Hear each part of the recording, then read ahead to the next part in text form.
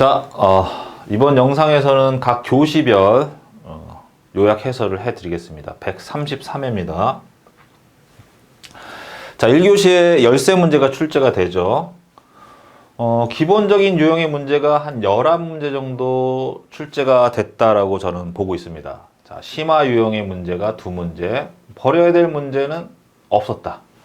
선택할 유형의 문제들이 많았다라는 거죠. 1교시 같은 경우에는 일반적으로 합격권에 있으신 분들이 13문제 중에서 우리가 10문제를 선택해서 풀지 않습니까? 자, 10문제를 다 잘 써야 될까요?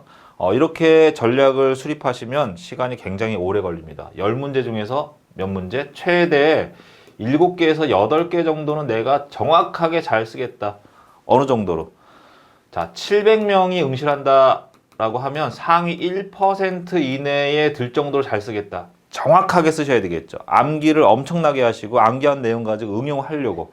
그래야지만 기본적인 문제에 집중하실 수가 있어요. 대충 보고 다른 걸 보려고 하면 안 나옵니다. 이런 퍼포먼스가 안 나오기 때문에 이렇게 전략을 수립하시고 2문제에서 3문제는 완벽하진 않지만 상위 한 10% 정도, 700명이라고 하면 70등 이내에 들 정도, 요 정도 수준으로 쓰겠다라고 하면 여기에 집중이 되니까 요게 부각이 되면요, 잘 못 쓴 게 좀 부족한 부분이 상쇄가 됩니다. 그러면서 평균 59에서 한 61점, 많게는 60, 한 3점, 이런 형태로 나온단 말이에요. 이런 것들이 누적이 되면서 평균이 되니까 합격 점수인 60점, 최고 점수가 62, 3점을 넘어가는 경우가 거의 없단 말이에요.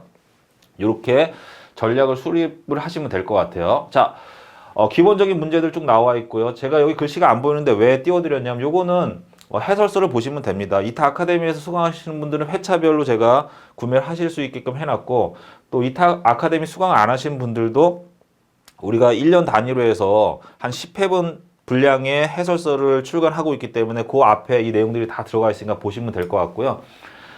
문제에 대한 부분하고요. 그 다음에 출처를 파악해서 이 안에다가 넣어놨습니다. 제가 파악할 수 있는 범위 내에서 또 이제 책을 같이 쓰고 계시는 집필하시는 분들이 이 부분에 상당히 시간을 좀 많이 투자하고 있습니다. 이 부분까지 다 넣어놨으니까 기본서로 어떤 부분을 봐야 되겠다라는 것을 이제 이걸 가지고 레퍼런스를 가지고 방향을 잡으시면 되겠죠.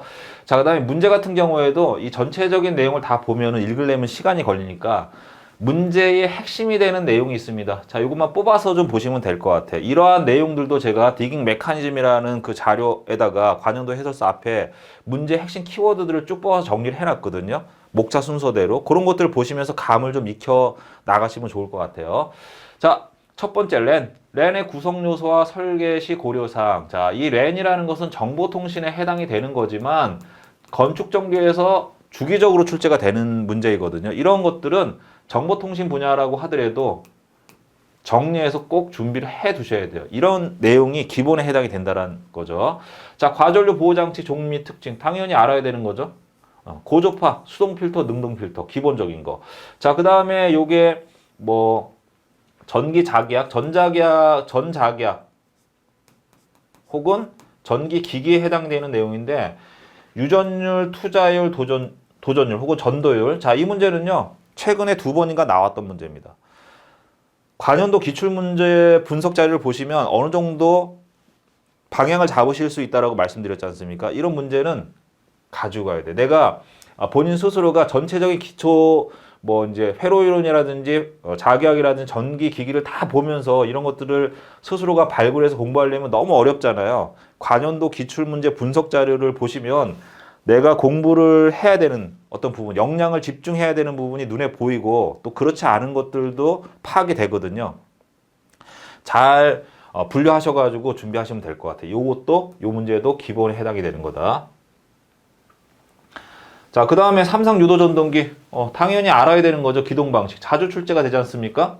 자, 요거는 전기 기기인데 제가 기초 이론의 이론 파트로 분류를 안 하고 그냥 동력 파트에 분류를 했거든요. 왜냐하면 기초 이론 내용 중에서도 변압기라든지 전동기라든지 조명 설비나 이런 것들이 전기 기기, 그다음에 전기 응용의 기초 이론서에 나와 있지만은 그게 건축 전기를 공부하면서 건축 전기의 별도 이론적인 부분이 아니라 우리 기본서 안에 이 내용들이 포함이 돼 있잖아요. 이런 것들까지 기초 이론으로 분류하게 되면 공부할 범위가 너무 많아진단 말이야. 그래서 기본서 안에 들어가 있는 내용들은 굳이 우리가 반복해서 보는 것들은 기초 이론에 분류해서 보실 필요는 없다는 얘기예요. 자, 기본적으로 알아야 되는 거. 노이즈 방지용 변압기. 자, 이런 부분들도 전력 품질에 해당이 되는 거죠. 고조파, 노이즈, 플리커, 그 다음에 뭐, 세그, 스웰 뭐 이런 거 아닙니까?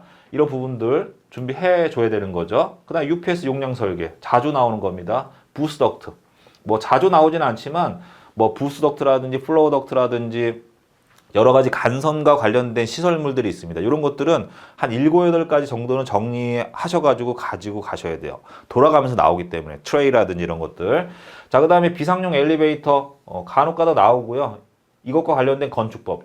제가 아까 이 문제가 관련 규정인데 일반적인 내용하고 혼합이 돼서 나왔다고 말씀드렸지 않습니까? 비상용 엘리베이터와 관련된 건축법은 기본사안에 이 내용들이 들어가 있어요. 그러니까 법이라고 해서 건축법을 전체 다 본다. 그건 아니란 얘기죠. 자, 이런 식으로 준비를 하시면 될 것 같아요.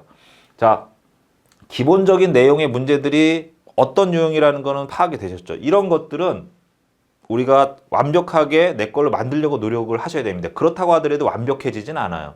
노력은 하지만 완벽이 100이라고 하면 나는 한 70% 정도의 수준에 맞춘다. 여기를 보고서 가면 이 정도에서 마무리가 됩니다. 여기까지 못 갑니다. 완벽이 안 돼요. 왜? 다 외워야 되니까. 자, 그 다음에 조명의 용어, 기본이죠. 이런 것들이 기본에 해당이 된다라는 거. 전기 회로와 자기 회로의 대응. 자, 이 문제 굉장히 자주 출제가 되는 거거든요. 기초 이론이지만 자주 출제가 되는 부분은 기본에 해당되는 문제로 선정해서 준비를 하시면 될 것 같고요.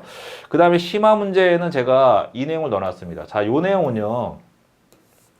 조금 생각을 많이 하셔야 돼요. 물론 기술적으로 중요한 부분이긴 한데 처음부터 이런 TNS, TT 계통의 뭐 누전시, 고장 전류의 크기, 감전의 위험, 그 다음에 내서지 침입 시 설비 기계 손상 물론 알아야 되는 건데 이 내용을 정확하게 내가 정리를 해두려면 일단 KC 규정에 대해서 우리가 파악을 해야 되고요. 그 다음에 IC, 그 다음에 IC에 관련된 IC와 관련된 여러 가지 기본 그 이론적인 내용이 있습니다. 이것까지 다 공부를 해야 되기 때문에 요거는 어느 정도 수준이 올라간 상태에서 접근하는 게 좋다라고 봅니다. 하긴 해야 됩니다. 그렇기 때문에 제가 스킵이라고 분류 안 하고 하기는 해야 되기 때문에 심한 문제로 분류했는데 우선은 50점 이상이 된 이후에 그 다음에 이 부분을 건드리는 게 좋아요. 왜냐하면 이 부분에 이러한 유형의 문제에 대해서 내가 완벽하게 좀 이해를 하고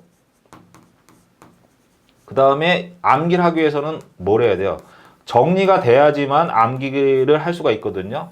이런 부분들이 그나마 어느 정도 이제 이 정도 수준으로 정리를 하려면 기본적인 어떤 그 실력이 좀 배양이 돼 있어야 돼요.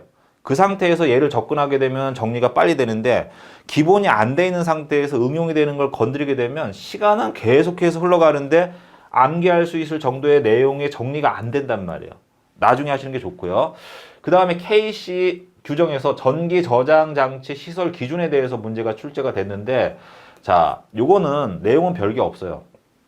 없는데 이 부분을 정리해갖고 외워서 계속 가지고 가기가 부담스럽단 말이에요. 그러니까 언제 외우느냐? 다 되고 나서 합격권에 이르렀을 때 그때부터 외우셔가지고 외워서 가지고 가는 그 기간을 줄여줘야 돼요. 처음 공부하는 단계에서부터 이런 것들을 외워서 계속 가지고 가게 되면 너무 무겁단 말이에요. 마지막 단계에서 암기를 해서 준비해 두시는 게 좋고 아직 나는 합격권하고 좀 거리가 멀다라고 하면 이건 가볍게 읽어만 보세요. 읽어만 보시고 외우진 마시란 얘기예요. 무슨 얘기인지 이해 가셨죠? 전력과 전수를 잘 수립하셔야 됩니다. 그 다음에 스킵 문제는 없었어요. 자, 1교시 전체적으로 기본에 해당되는 문제가 어떤 건지 그 다음에 심화 과정, 나중에 해야 되는 게 어떤 건지는 이 분류한 내용을 보시면 조금 감이 오시죠? 이렇게 자꾸 분류를 하시려고 노력을 하셔야 됩니다.